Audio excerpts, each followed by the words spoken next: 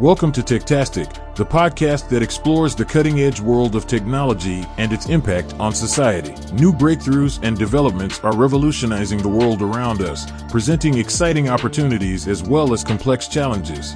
We'll explore the big ideas and key players driving these transformations, as we seek to understand the implications of these advancements for our lives, our communities, and our planet.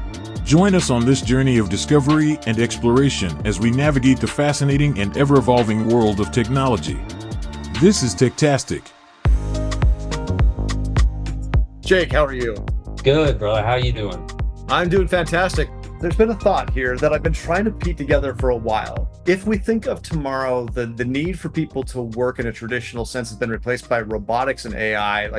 This is the sci-fi utopian future that gets envisioned, sure. Right? Mm-hmm. We all have to have some way of providing for ourselves and our loved ones and all that kind of form. And today it's tied to a job. And maybe that goes away. Maybe that's the view of the utopian future. Maybe it's the Star Trek universe in which you pursue whatever noble thing that you choose to pursue, right? Maybe that's it. Sure. Regardless, work has to be done, value gets transferred, and things have to occur. And one of the pieces that keeps coming up to me is the idea of AI at the edge, AI on my phone, because if you want to create something for me, you need to know about me. And for me to give you that information about me, I should get something in return. If I have an AI at the edge that is the equivalent of the heuristic measures that today determine it's me, but instead is an AI thing that can transact on that information, it can prove that it's me, and it can say, I give you permission to this data because you're giving me something in response, there has to be a mechanism for that to occur. And for me, this is actually where crypto fits in very, very nicely in that world.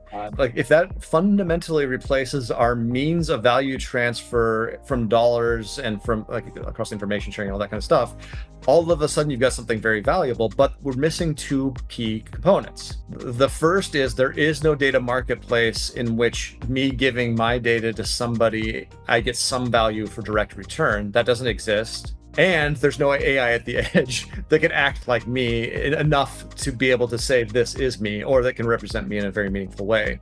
Because the other problem with, the amount of compute that we're developing and the technologies that we're building with AI is the ability to do nefarious actions against individuals, which used to be very difficult because there's just so many of us that you were kind of lost in the shuffle, is almost evaporated. Because I can create a video of me in my voice and make a phone call automated to my parents and say, hey, I'm stuck in Mexico. I ran out of money. Can you send me money? Stuff like that can happen today. All the things we do to prove that we are to like a bank can be reproduced so fast, right? We need another way to solve that. So very interesting. I love talking about the cross-section of AI and blockchain. One of the use cases that literally solves this problem is the idea that you can anonymously through zero-knowledge proofs prove invariably, indefinitely, that you are in fact who you are. It's not replicating your personality, but it's saying that, yes, I am Jake Tullis. I have went through the steps to KYC, essentially. But for this specific kind of AI use case, you have a way of anonymously admitting that you are a human, and it is on a ledger published that this day and time, Jake T. Tullis confirmed his identity. And that could be a black box that is encrypted that you don't know, but if the source is trusted by the process that has human input, you can use that as like a badge, if you will. And if you do not get that audio or visual cue when being contacted, whatever that could look like visualized or auditorily, you would know that it is not that person in that scenario. So one of the technologies that I thought was very fascinating along this front is the poly ring, where I don't necessarily trust Jake because I haven't met Jake yet, for example, right? Yep. But Christian's met Jake, and Christian trusts Jake. He's on his ring, right? Yeah. And I trust Christian. So I get enough endorsements that I pull him into my ring. And now maybe I'm in another ring and I can look across and say, oh, JT and Christian trust so-and-so. I can trust them. But that could also go the other way. It became untrusted through a party and it falls back down the rings. I love that idea. It's a great idea. The problem is, how do you avoid agents hijacking that? Well, right, you still have to have the mechanism for that. And your point, So the mechanism I mentioned, got it. Okay. yeah. They're for sure humans, and I for sure know that human, and I for sure know that human went through this process. So when that human knows another human in the same process, and I trust this first one, human A, human B is likely trustworthy. So we can do whatever. We can, and the facilitation of that is so, I think, cool, because that's how humans work in general. Like, I'm way That's right. more likely to trust someone through a referral from a trusted resource than my own ideas that I come up with or the own conclusions I draw. And this is what I keep getting back to with most of this is I think that the end state here is this. Human to human interaction is what we get back to. Like the technology happens in the background and maybe it enables miracle cures and it does all this wonderful stuff, but it's your own personal life experience interacting with other human beings in the real world, and the technology fades to the background. That's what I hope for. God, you are an optimist. Yeah. Yeah, man. I hope you're right, brother. I hope you are, because what I'm expecting is for me to not die old. Like, I don't know what age I'll make it to, but whatever age I do make it to, I think the rest of the world will go with me. I mean, I really do believe that. I don't know how it doesn't get there. If it's not all of the things that are happening because I'm very well read on, not really the conflict with Ukraine. I mean, there's definitely experts in that area, but we've never been this close to World War III yet. And It's true. like, I think that statement is true. And then you also have the fiat currencies are failing. If I were to go look at the markets and the success or failure rate of fiat systems from the 70s, and this is where I am well read on, the 70s to present day, you will see an increase almost threefold of failed nations. Mm-hmm. You have hyperinflation. You have corruption. At any level, at any government, and this is why I am the way I am, I know it's corrupt because the human mind, the human animal was not built to be in this architecture that we have designed. There are an infinite amount of ways that we could have built society and our interactions as humans. If we just go super meta, we go all the way up here. The way we've done it is not conducive to our spirit, our body, and our vehicle, right? The human body, the animal, is so susceptible to corruption because at the end of the day, we are survivalists. We were built to survive. If I'm ever in a compromising situation, I will choose to survive, and that's how corruption begins. It's flawed from day one. Fiat currencies with truly fiat, no backing, no energy input, no cost of production. I can just click a button to solve my problems. Eventually, that can gets kicked down the road till it hits a fucking wall. And when that happens, you start seeing inflation go from 2%, 5%, to then maybe 5% a quarter, then a month, then 10% a month, 20%. And then eventually the house of cards just bursts. Yeah. I don't see how we don't run into that scenario given everything that has went on in the past 5 years. I mean, I manage money professionally. I had 95% last quarter. I make money betting against fiat systems, and I've done a damn good job of it. I don't see how these things last in my lifetime. I don't know what it looks like after that. I just know that we're running headfirst into serious catastrophic times. I don't know if it'll be next year, 2 years, 4 years from now. I don't know when. Yeah. If you get to the point where you have a farm, I have a farm. I live on it. Awesome. Yep, on an island. Awesome. That's literally the ideal setting, brother. Like, that's right. Do you have an open lot? Like, how many acres? Can I move 30 people there? Like, that sounds awesome. That's what I want. Exactly. One of the things that when you buy and build, like when you're building out a farm, one of the things that you're counting on is that there's a certain amount of stability in the environment, right? If all of a sudden summer looks like winter and winter looks like summer, if there's any of that, it screws up everything, right? Because trees require a certain cycle of things to occur for it to create fruit, and it doesn't do it if you don't. So no matter what, if our climate is unstable, our sedentary, and by that I just mean like we have a home and a farm and that way of life can't work anymore. And if that becomes true, and even if it's not true everywhere, if it becomes true anywhere, there's enough of us that causes a displacement of society in a way that also creates chaos.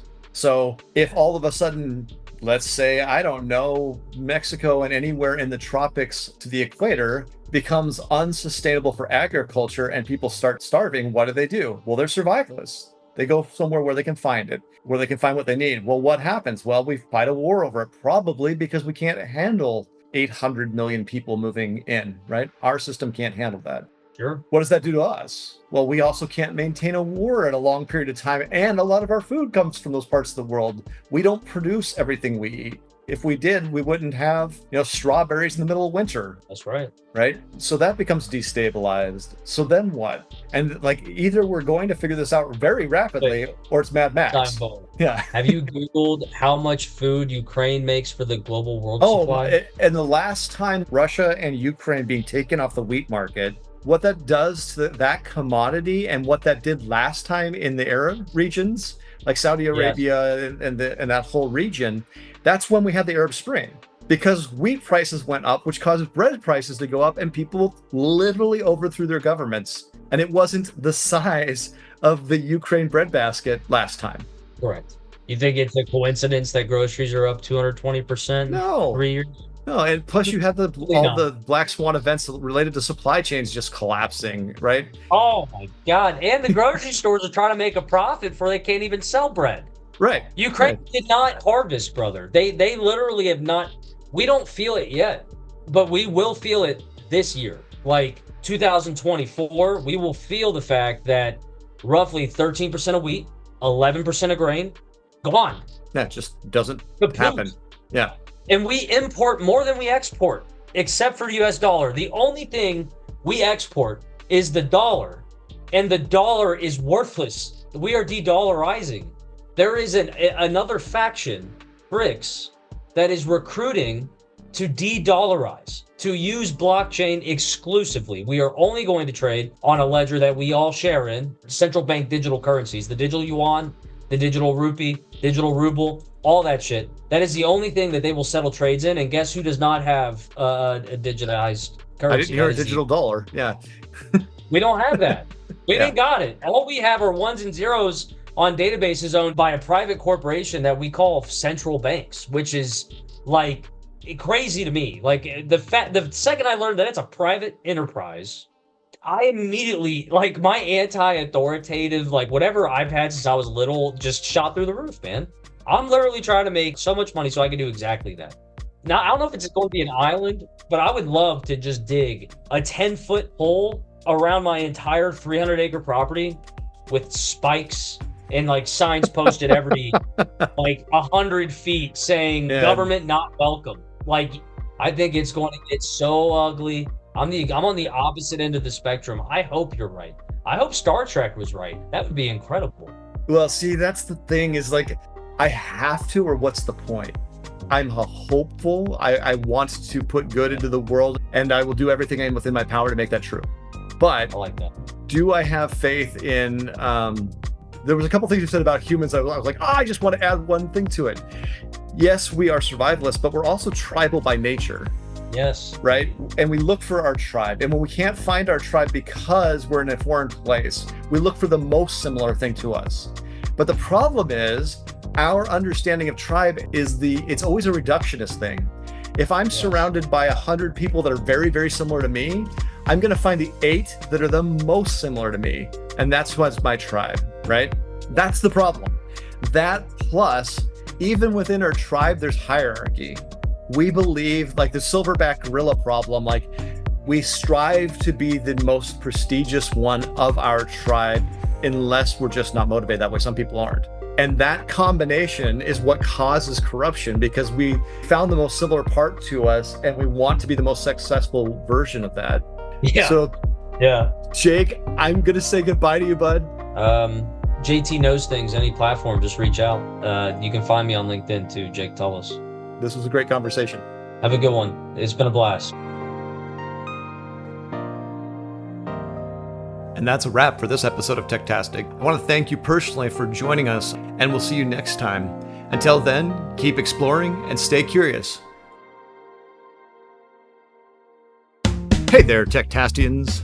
Is your team drowning in tech debt and you just wish you had a magic button to fix it? I want to introduce you to volaai, your tech debt hero. At Volaai AI, we get it. You're busy. That's why we've made fixing tech challenges as easy as a click of a button. You don't need to be an engineer. We empower non-techies to conquer complex tech issues effortlessly. We understand you don't have time for tech headaches. Volaai AI is here to lift that tech burden, making your tech debt disappear with a simple click. So ready to say goodbye to tech troubles? Try Volaai AI. Your solutions are just a click away.